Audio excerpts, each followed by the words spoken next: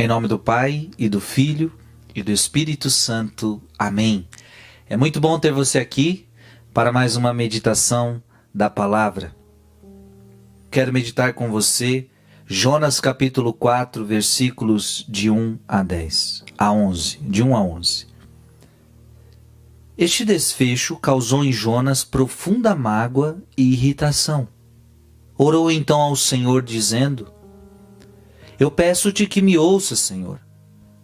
Não era isso que eu receava quando ainda estava em minha terra? Por isso antecipei-me fugindo para Tarsis.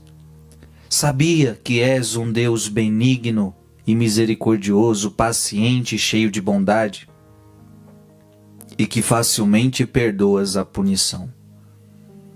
Veja que Jonas está bravo com Deus, porque Deus perdoou o povo. Lembra, Jonas não queria pregar para o povo se converter. Jonas fugiu de Deus, foi engolido pelo peixe.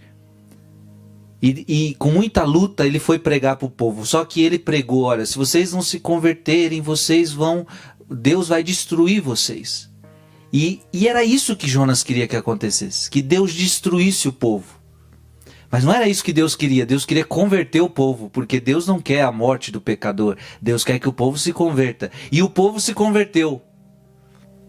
Jonas está bravo. Eu sabia que você era um Deus de misericórdia.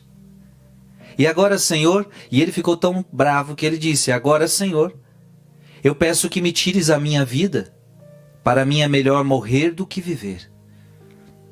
Disse o Senhor: achas que tens boas razões para irar-te?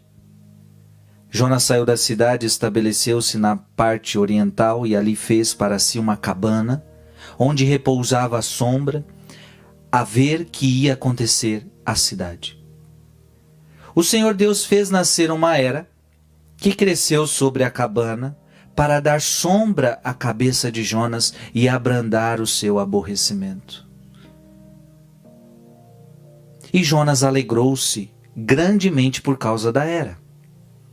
Mas, ao raiar do dia seguinte, Deus determinou que um verme atacasse a era e ela secou. Quando o sol se levantou, mandou Deus do Oriente, um vento quente, e o sol bateu forte sobre a cabeça de Jonas, que se sentiu desfalecer. Teve vontade de morrer e disse: para mim é melhor morrer do que viver. Pela segunda vez ele fala isso: para mim é melhor morrer do que viver. Disse Deus a Jonas: achas que tem boas razões para irar-te por esta era? Sim, respondeu ele, tenho razão até para morrer de raiva. O Senhor replicou-lhe: tu sofres por causa desta planta que não te custou trabalho e não fizeste crescer, que nasceu numa noite e na outra morreu? Deus está perguntando para Jonas: você está sofrendo por causa dessa planta que morreu? Veja que Deus quer dar o ensinamento para Jonas. E eu não haveria de salvar esta grande cidade de Nínive, em que vivem 120 mil seres humanos, que não sabem distinguir a mão direita da esquerda, e um grande número de animais? Palavra do Senhor. Jonas está chateado porque aquela planta morreu, mas não estava chateado se o povo morresse. Eu pergunto para você: cadê o senso de proporção? Cadê o senso de proporção?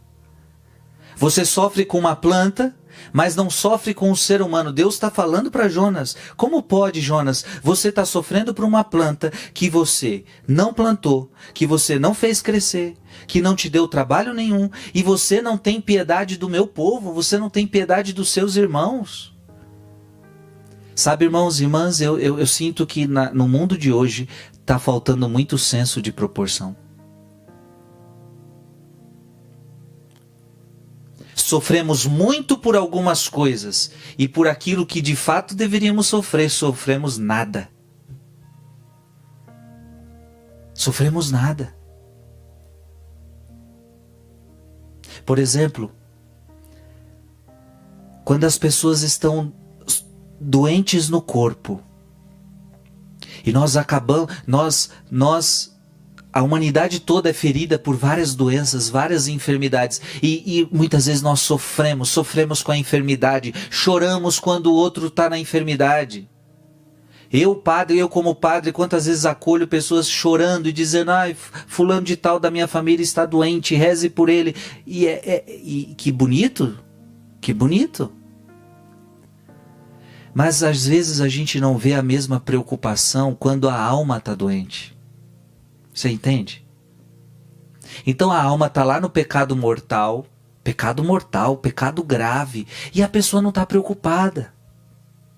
Não, ela está preocupada com a doença, porque eu quero viver, não pode morrer. Agora, com o pecado mortal, eu não estou preocupado. Cadê o senso de proporção? Então Jonas está preocupado com uma planta que morreu, mas não está preocupado com um povo que ia morrer sem salvação. Então tem gente que está muito preocupado com a sua saúde, mas não está preocupado com a saúde da alma. Cadê o seu senso de proporção? Eu não estou falando para não se preocupar com a saúde do corpo, mas antes da saúde do corpo, é mais importante a saúde da alma.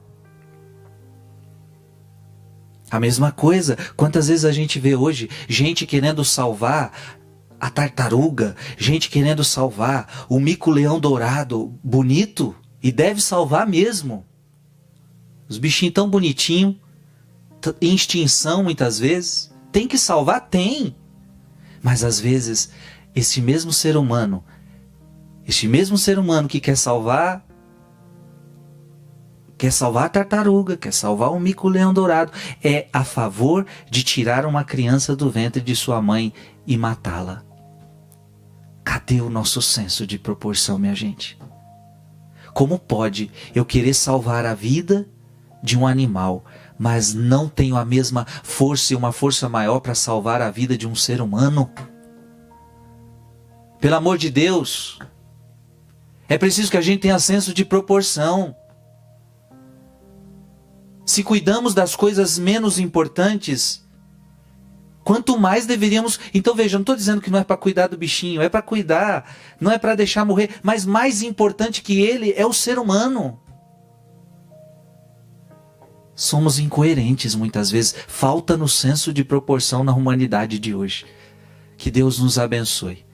Em nome do Pai, e do Filho, e do Espírito Santo. Amém.